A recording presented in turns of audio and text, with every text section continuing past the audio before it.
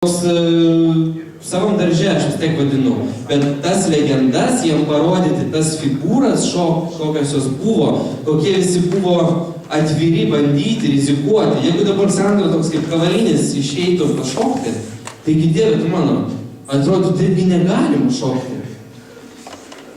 Bet tada tai buvo labai stipru, tada tai buvo labai, iš tikrųjų, labai aukštas lygis, jis turėjo labai daug pliusų. Todėl čia toks mano pastebėjimas, kad nusispjauti į federacijas ir nusispjauti, kur jūs matote šaukdami patys, kad turėti svajonę, paklauskite savo trenerių, į ką man pažiūrėti namuose, kai turėsiu. Ir paskui gal treneris jau pasakys, pažiūrėkit ir pasakykit savo nuomonę, kas patiko, kas nepatiko. Juka Hapalaininas, taip, kaip pavyzdžiui. Ir iš tikrųjų, nebandykite tų legendų lyginti su dabartiniam žvaigždėm. Ypatingai, kai mes dabar visi bandom sakyti, kad Rusijoje tai yra geriausia. Nėra geriausia iš tikrųjų. Nėra geriausia, kodėl, kadangi čia tokia mano, visą laiką taip galvojau, nes pasinės 2 metus šokau. Ir ten yra labai didelė masė, labai daug yra talentingų šokėjų, bet tačiau tie talentai ir lieka talentais kažkur tais juniorose, 2 talentas baigėsi jaunime, nes nėra kitų dalykų, kaip pavyzdžiui, vėlgi supratimas ir skonis, estetika, disciplina. Tai, ko mes lietuviai turime, mes esame labiau išlaikyti, mes netokie crazy ir mes tikrai galime būti neblogesni. Mes visą laiką turėsime mažiau porų, tikrai mažiau turėsime porų, kadangi tai yra masė didesnė, bet nesilyginame su ten. Aš jau labai atvirai ir nuoširdžiai sakau, nereikia, nes ten stebuklų nėra, ten yra savos problemos. Gali pasižiūrėti, žinoma, yra talentingų, yra gerų šokėjų, yra jaunų šokėjų, bet tikrai tai neturi būti ta valstybė ir tos poros, kurios veža visą mūsų šokių industriją į priekį. Tai tikrai ne, nes taip niekada nebuvo istorijoje. Niekada. Taip? Ar sutinkat? Taip, ne? Vis tiek ten kur nors pasižiūrit, kokį nors ten, nežinau, pavardžius. Supranti, vis tiek Štutgarte atvažiuoja, ten rusų yra dauguma, tai vis tiek. Ne, tai kaip aš sakiau, be abejo, tu įvertinti, tu žiūri pliusus, tu mokiniesi iš jų, bet galvoje, kaip aš tą vadinu svajonę, tai neturi būti, nes tai yra ne tas lygis, kad tai būtų. Toliau, kas man dar yra svarbu, kalbant apie gerą skonį ir supratimo formavimą, tai iš tikrųjų yra toks dalykas, kurį aš vadinu estetika ir mada. Ir iš tikrųjų su estetika ir mada pas mus yra toks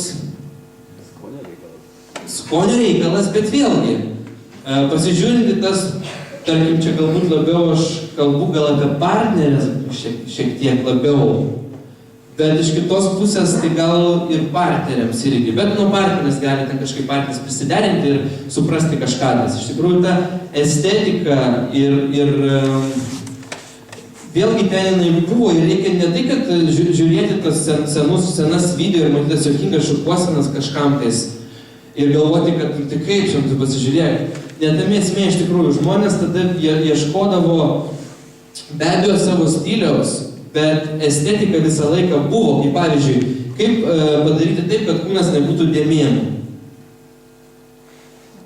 Taip? Kaip prakaituoja. Jeigu įsijungsite kasetės tada, jeigu aš prisimenu, aš kiek iš pasakomų žinau, buvo toks momentas, ne, kada visi norėjo, kad būtų rūti, dar seniau, į kažkokią tais vonę lipdavo. Margancovkė, ne? Paskui atsirado ten galbūt kažkas geriau ir taip toliau. Ir dabar jeigu prisiminsiu tą čempionatą, apie ką mes kalbėjom, Sandro Kavalinis, kai buvo Pietų Afrikoje jisai, ne visi matėt. Visi lediniai finale. Jokie makiažo problemos. Kūno estetika būtent niekur niekas nesulenda į vieną vietą. Niekur pas nieką nėra tokių variantų. Gal pas Donį kartais, bet... Iš esmės, kiek buvo visi taip, toks žodis, išsilaižę. Taip? Dabar tai tampa nebesvarbu kažkodėl tas. Ir jeigu dabar įmate, pavyzdžiui, aš nemanau, kad netgi grįžtant prie tos temos, aš tik apie ją kalbu todėl, kad aš žinau, kad tai yra jums tokia prioritetinė šiek tiek, tas, tarkim, pavyzdys, kaip Rusijų šokėjai atrodo šoka. Jau tenais estetikos mokytis tikrai nereikia. Nes ten būna blogai su estetika. Ar tu finale, ar pusfinalį, būna paskui ką gerai, bet bendra masė tai ne ta, kur reikėtų lygintis. Dabar tokie yra nauji, kaip aš mačiau Rusijos čempionate, dabar atsirado tokia nauja mada. Tai ką užsirašyti ant marškinių? Pavyzdžiui, jeigu aš dabar Justinas Duknauskas, tai jeigu aš būsiu į temą, tai aš turiu parašyti J, D su Svarovskis. Nes aš matau ten daug, ten Joker, pavyzdžiui, parašyta, ne? Bet ten koks nors tenais klaunas, koks nors, taip? Ne, bet juokinga, bet tai yra realybė dabar. Ir dėl to kalti, kad žmonės žiūri į tas poras ir jie paskui nori taip pat padaryti. Ir tai nėra gerai, kadangi tada, kai išsijungi kasetės prieš 10 metų, prieš 15, buvo estetika, švara ir tiesiog visai kiti prioritetai. Taip, dabar šitą iškart išplaukė, šiek tiek dabar nušoksiu, labai nedaug, bet nušoksiu. Man dar labai patinka toks dalykas, kada pas mus lietuvių poros anksčiau šokdavo ten Anglijoje kas nors, dabar šoka kitur, bet visur yra tas pats, jokia skirtumo, kur šokia. Papuola ten į 48, jeigu papuola. Jeigu papuola, labai gerai. Bet 24 nepapuola, arba papuola 96 ir į 48 nepapuola. Ir galvoja, kad čia pas mus, čia tiesiog taip yra, čia didelis skirtumas, 26, 48, nors suprantu, kai ten šokia, atrodo, kad yra skirtumas. Bet nuo to turo iki to turo, ar tai yra Blackpoolas, ar tai Stuttgartas, 100% susitikinęs, estetinis poros vaizdas, tinkami rūbai, švarus vaizdas, jums yra iš karto vienas arba netgi 2 turai į priekį. Ir kai būna, kad pora šoka 96 ir nusprendžia būti asmenybės, dabar jie padarys kažką tokio kitokio. Ir tas kitoks antiek nepriimtinas, nes, dar ne tas statusas, kad rizikuoti ir kažką daryti. Tiesiog turite būti švarūs ir gražūs. Ir tai visą laiką buvo. Aš tą žinau, aš dabar taip sarkatiškai kalbu, kadangi aš pats tą klaidą dariau. Prisimenu, dar kai šokom su Karina, vis problema būdavo 48 papulti. Pastoviai, kai tik tais atrodo jau čia kur nors nuvažiuoja, viskas gerai, Europoje gerai, ir tik Blackpoolas 96, ir vėl 96, niekada nesušokęs 48. Tik tai kitose konkursuose, kaip papuolėm porą kartų, tada ir išsiskyrėm iš karto, bet nesvarbu. Ir dabar aš žiūriu tas kasetės, žiūriu, kaip aš atrodžiau, ir aš suprantu, kad taip negalėjo būti, nes tiesiog tai buvo, kaip pavyzdžiui, tokį pasakysiu, atvažiuoju ir sakau mamai, aš noriu pilkų kelnių. Man atrodo, kad labai gerai bus Blackpool'e. Pilkos kelnių labai elegantiškai bus, labai gerai. Išsirinkau kažkokią medžiagą blizgančią tokią, kur kai judi, tai jinai nelabai gerai juda. Dabar būtų su jom šoka. Nesvarbu. Tokios blizgančios, visiškai ne į temą pasirinkimas mano buvo. Ir balti marškiniai, kad būtų tokie, čia, tokie laisvesni ir taip toliau. Labai bus gerai, gražu bus tikriausiai, labai elegantiškai atrodysim. Pilkus batus užsidažiau. Ir man atrodė, kad taip gerai, bet iš tikrųjų buvo taip blogai, nes man su mano proporcijom pilkos kelnės, laisvi marškiniai balti, negerai buvo. Nepapuolėmės į 48. Ir kada mes susitvarkėm šiek tiek, pasisiuvom tinkamą suknelę mano partneriai, aš suradau savo kažkokį kas man tiko, kas paslėpė mano proporcijos reikalus, nes aš negalėjau susiūktis visą laiką, tai kas man labai patikdavo. Ten, pavyzdžiui, marškiniai susikišti į kelnes ir koks nors ilgas tas, tai aš jau parodys, kaip aš atrodyčiau. Taip maždaug pas mane būtų va taip. Va, čia mano būtų ant liemens kelnes, ar normaliai?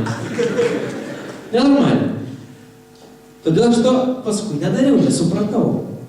Taip pat su suknelėm būna, kai labai kažkas bando rizikuoti ir kažką padaryti tokio, O kas gali padėti, kas gali patarti, vis tiek abi treneris Ne, tai be abejo, tai vėlgi nenutolsiu nuo to, kad tu žiūri, kaip kas buvo anksčiau, na, aišku, su rūpais anksčiau būdavo šiek tiek kitaip, bet aš nemanau, kad tai yra, tiesiog taip pasakysiu, be abejo, tai yra ieškojimas. Tai yra ieškojimas ir tu bandai, kaip aš savo pavyzdį pasakiau, mes padarėme daug klaidų kažkur tai šitoj vietoj, arba dar viena buvo, tiesiog vėl prisiminiau. Nu, bet bent jau vienas buvo pliusas, kad apie mus labai daug kalbėjo tada, ir mus tada pastebėjo, kas buvo gerai. Kada mes nusprendėm vieną Blackpoolą su Karina išeiti, su paliestais plaukais išėjo, šinjonu. Tokį Karina Smirnov. Labai patiko, tada taip iškai kopijavo merginą, kaip visi daro. Nu, bent jau ne kokį nors kitą kopijavo, Sildę, bet ačiū Dievui Slavikai. Tai su to šinjonu, nu, buvo labai ryšku, bet per daug ryšku, kad į 48 papultų. Grubiai tariant, nes dar tada biški šleivavo kojos, dar tada biški kažkur tais, nu, toks dar nelabai buvo šokis, nes tik tai pradžia pati buvo. Ir kada susitvarkėm, prašau, 48, be abejo šokis pasikeitė. Kažkiek pasikeitė, visai gal tobulėja, bet iš pradžių susitvarkėm šitos reikalus. Ir dabar, kai jūs grįžtate nusiminę, ir kada dažnai būna, kad va, nepapuoliam čia į tą. Šiaip skirtumas tarp 48-26 jis yra toks, sakau, laimės skirtumas arba tiesiog estetinio vaizdo ir gražaus vaizdo skirtumas. Ir tai niekada neturi būti prioritetas, kad dabar papulsiu, tai mano karjera baigsis. Na, bet nesvarbu. Ir aš, kai pamatau kartais video, va ta pora nepapuolė, įsivaizduoja, man užtenka 5 sekundžių suprasti, kad jie negalėjo papulti su tokiu estetiniu vaizdu. Taip? Tai vėlgi, nenutolsta nuo tos temos, gero skonio formavimas ir supratimo formavimas, būtent iš praeities, kai mes domimės ir žiūrime, mums atneša idėjų, mes matome estetiką.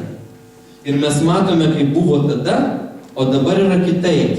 Tai nereiškia, kad dabar darysiu kaip yra dabar ir bus gerai. Nebus gerai, nes tas kaip yra dabar greit pasibaigs, nes taip nukreipti viskas negali nuo Lotynų Amerikos šokio iki džokerų įsirašymo. Negali. Čia yra per didelis ekstremas, kuris greit baigsis, aš taip galvoju.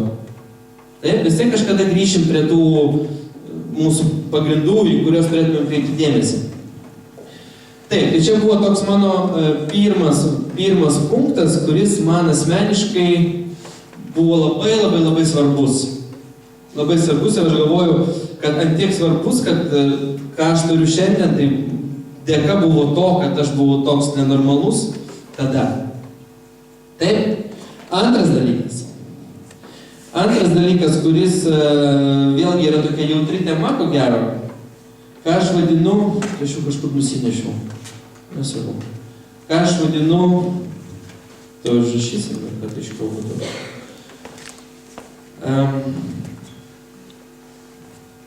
Sveika konkurencija.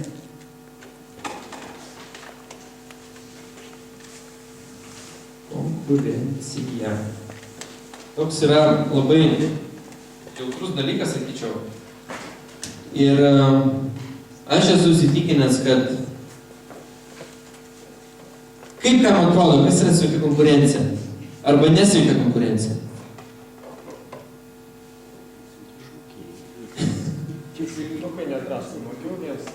Kas dažniausiai žiūri nesveikai į konkurenciją?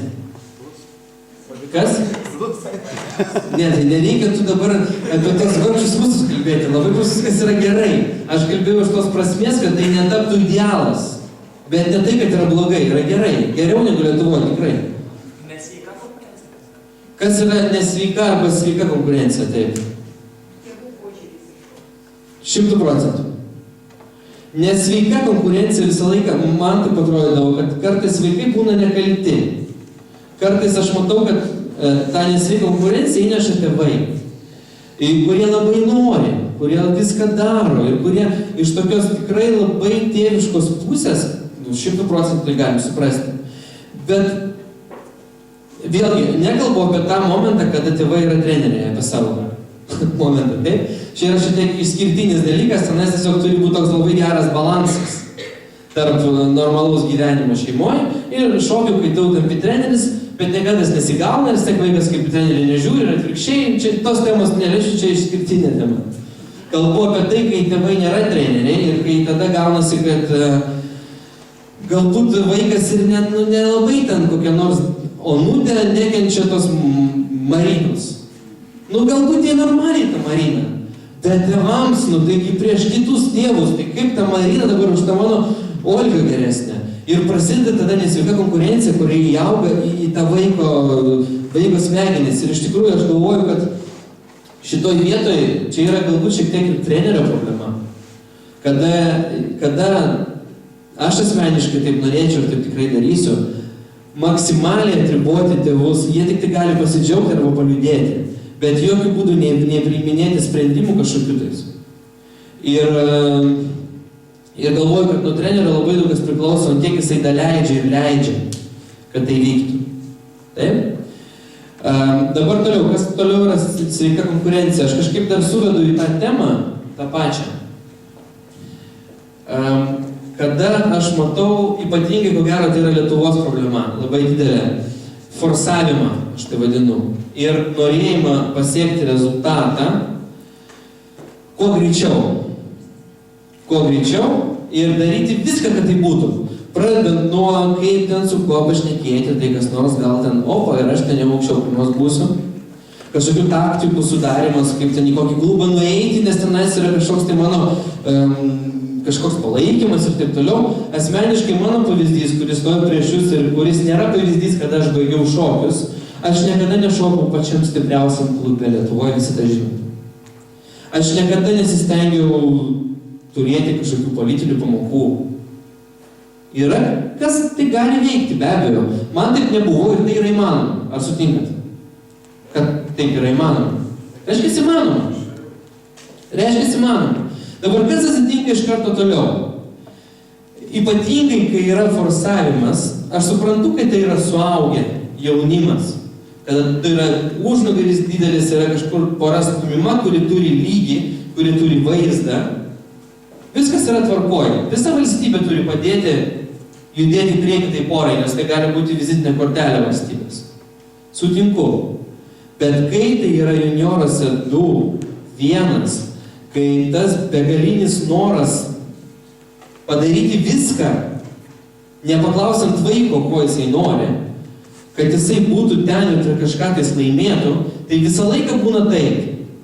Tikslas yra pasiekiamas, vaikas galvoja, o vaikas aš turiu menį juniorai 2, ankstyvi jaunimo metai, juniorai 1, kad viskas, tai aš dabar jau laimėjau, tai aš dabar jau esu geriausias. Bet kojos tai vis tiek tokios. Kas būna toliau? Ta kartelė, kuri pakilo, ir tu pereini į kitą grupę, ten yra kiti konkurentai, ir tau tai pats, ir vaiko psichologija, jinai tiesiog plyšta, jis nebegali susitvarkyti su to, kad jisai jau nebe ten. Tai kaip aš dabar ne ten? Kodėl aš ne ten? Ir kas dažniausiai būna, kad kai mes matom pas mus daug labai gražių, talentingų vaikų, kurie, tiesiog švarus, gražus, super, laimi kažką tais daug kur, ir tik tais kūnas išauga, rankos palygėja, kojos palygėja, niekada nesimokino nieko, iš esmės. Nebekoordinuojas tų rankų, nebe pirmas ir nebe trečias, o redansį šoka, tarkim. Ir ką tada? Vienintelis kelias į šitą stumimą ir norėjimą va dabar ir tik tais dabar priveda visą laiką, netgi niekas man nepasakys kito pavyzdžio, kada yra metami šokiai, iš karto. Taip, nes visą laiką buvo toks begalinis noras ir to darimas viso, ko tik tai, ir gerai, turi, pasiekė savo tikslą ir viso gero. Dabar dėl ko aš taip sakau, tiesiog toks mano palinkėjimas būtų visiems. Kai jūs matote, čia daugiau šokėjim, ar įsivaizduojate, kad kažkas priešais jūs yra aukščiau nepelnytai, jūs ten irgi prisisukate daug, kadangi ten tėtis ar mama, ar ten treneris nuėjo, pasakė, padarė, ir todėl jisai dabar, aš trečias, o jisai antras. Tai tvarkoja, jeigu taip yra, ir jeigu tai yra teisybė, ką jūs galvojate, tai pasidžiaugite, nes tos poros labai greitai prieš jūs nebebus. Jeigu po metų, tai po 2 nebebus. Ir tikrai taip yra. Nebus kitaip. Nes aš galvoju, kad pasiekti ir tobulėti Reikia būtent naudojant žinias, savo talentą, savo norą begalinį. Ir kai tik tai norą tą tu turi ir tau biškai nesiseka, kaip prisimenu vėlgi save, ne kaip pavyzdį, bet kaip faktą. Nebuvau niekada pats švariausias šokėjas Lietuvoje, kai šokau, nuo juniorų 1-2 jaunimų.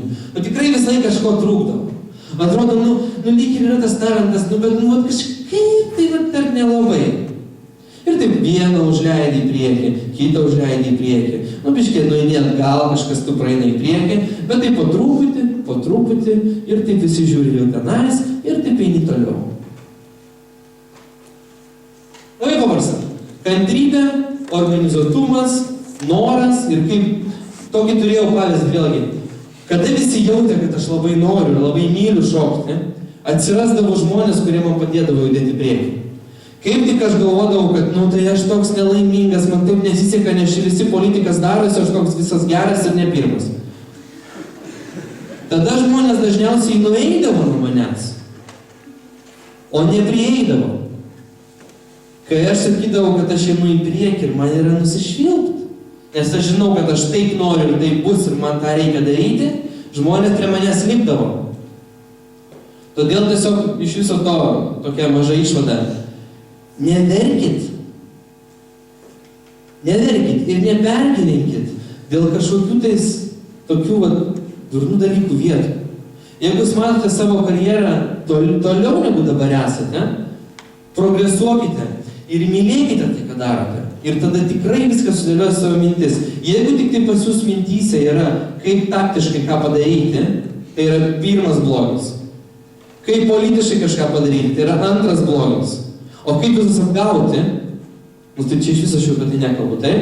Prioritetai tokie turi būti ištrinti iš galvos jūsų, nes tai jūs prives į šokimą, į metimo šokį iš karto, aš jums garantuoju.